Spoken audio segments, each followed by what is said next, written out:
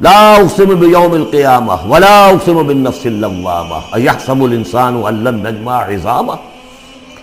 یہ سورت جو ہے بہت ہی حسین اور بہت منفرد سمجھیے کہ نمائندہ ایک سورت ہے قرآن مجید کی. اس کا جو خطاب کا انداز ہے، جو میں نے شروع میں آپ کو جو انٹروڈکٹری لیکچرز دیے تھے، اس کا اسلوب جو ہے وہ خطابت کا ہے. قرآن کو ہم کہہ سکتے ہیں کہ it's a collection of divine orations، اللہ تعالیٰ کے خطبات، مجموعہ خطبات الہیہ. تو مختلف مواقع پر جیسے کہ خطیب کو خطبہ دیتا ہے تو اس طریقے سے اللہ تعالیٰ نے یہ سورت نازل کی ہے. حضور پڑھ کر سناتے تھے تو آپ کا انداز بھی خطیبانہ ہوتا تھا. حدیث میں آتا ہے کہ جب آپ خطبہ دیتے تھے تو آپ کی آواز بلند ہو جاتی تھی، اعلیٰ صوتہ احمرت عیناہ، آنکھیں سرخ ہو جاتی تھی. اور آپ اس طریقے سے خطبہ دیتے تھے جیسے کہ کوئی سپہ سالار اپنے فوجیوں کو للکار رہا ہے، بڑھا رہا ہے کہ لڑو اور آگے بڑھو، یہ انداز ہوتا تھا. تو اس طرح کا خطبہ اس میں آپ دیکھیں گے ابھی بات ایک طرف ہو رہی ہے، ابھی کسی اور طرف ہو گئی، کبھی کسی طرف. تحویل الخطاب، اس کے لیے بہت. پھر یہ کہ 4-6 آیتیں آئیں گی ایک خاص قسم کے آہنگ میں، خاص قسم کے قوافی تو ہم کو نہیں کہنا چاہیے، تو یہ آتے ہیں وہی انہی حروف پر صورتیں ختم ہو رہی ہیں، وہی سٹائل ہے. پھر کوئی سٹائل بدلے گا، پھر 4-6 صورتیں اس دوسرے انداز کی ہوگی، پھر 4-6 تیسرے انداز کی ہوگی. تو یہ آپ صورت جو ہے فصاحت و بلاغت میں بھی فلو بے انتہا ہے اور خطیبانہ انداز، اور اس میں تحویل الخطاب. پس منظر میں کیا ہے کہ وہ لوگ ہیں کہ جو انکار کریں کوئی قیامت نہیں ہو سکتی. کیسے ممکن ہے کہ جب کہ انسان مر چکے ہوں گے اور مٹی ہو جائیں گے پھر اٹھا دیا جائے، یہ ممکن نہیں. تو اس کا جواب ہے جو دیا جا رہا ہے. لا اقسم بیوم القیامہ، لا یہاں پر ان کے خیالات کی نفی نہیں، میں قسم کھاتا ہوں قیامت کے دن. تمہیں شک ہے اور مجھے اتنا یقین ہے کہ میں قسم کھا رہا ہوں قیامت کے دن. ولا، اور پھر نہیں، اقسم بالنفس اللوامہ، میں قسم کھاتا ہوں نفس لوامہ کی.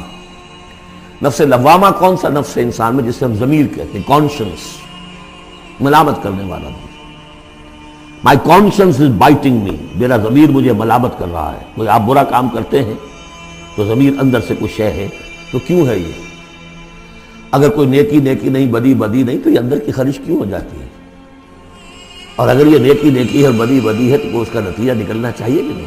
یعنی پہلی آیت جو ہے وہ تو اسی طرح کی ہے جیسے سورہ تغابن میں ہم نے پڑھا تھا، قل بلا وربی لتبعثن ثم لتنبؤن بما عملتم. اس میں دلیل کوئی نہیں ہے، اذعان ہے. ایک شخص اپنے یقین کو دلیل کے طور پر پیش کر رہا ہے، اور یہ اس پر سارا دار و مدار ہے. کون شخص ہے ایسا شخص کہ جس سے کبھی کوئی جھوٹ کا تجربہ کسی کو نہیں ہوا، وہ کہہ رہا ہے.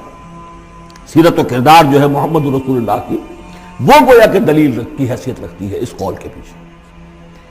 لا اقسم بیوم القیامہ ولا اقسم بالنفس اللوامہ، یہ تمہارے اندر موجود ہے قیامت کی دلیل، تمہارا ضمیر، تمہارا کانشنس.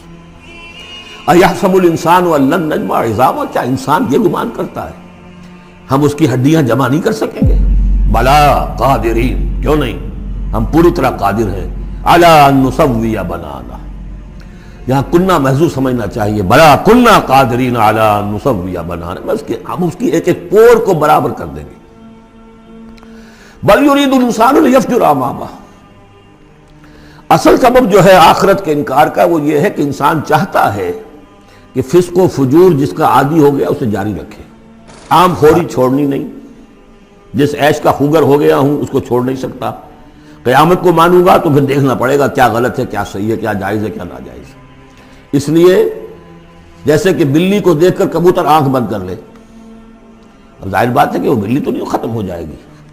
در حقیقت یہ قیامت سے آنکھیں چراتے ہیں، آنکھیں بند کر رہے ہیں، اس لیے کہ انہیں پتا ہے کہ ہم نے کیا آگے بھیجا ہے اور آگے بھی کرنے کا وہی ارادہ ہے. بل یرید الانسان لیفجر امامہ یسأل ایان یوم القیامہ، پوچھتا ہے بڑے استہزائی انداز میں، اچھا جی کب ہوگا یہ قیامت کا دن؟ جواب بھی اسی انداز میں ہے، یوم ہم علی النار یفتنون کی طرح. فرمایا فاذا برق البصر، جب وہ قیامت آئے گی نگاہیں چندیا جائیں گی. خسف القمر، چاند بے نور ہو جائے گا، یا یہ کہ چاند دھس جائے گا سورج کے اندر. وجمع الشمس والقمر، اور سورج اور چاند یکجا کر دیے جائیں گے.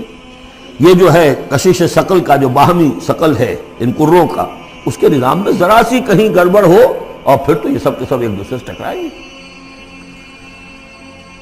فَإِذَا بَرِقَ الْبَصَرُ وَخَسَفَ الْقَمَرُ وَجُمِعَ الشَّمْسُ وَالْقَمَرُ يَقُولُ الْإِنسَانُ يَوْمَئِذٍ أَيْنَ الْمَفَرُّ، یہی انسان اس دن کہے گا ہے کوئی جگہ بھاگ جانے کی؟ کلا نہیں،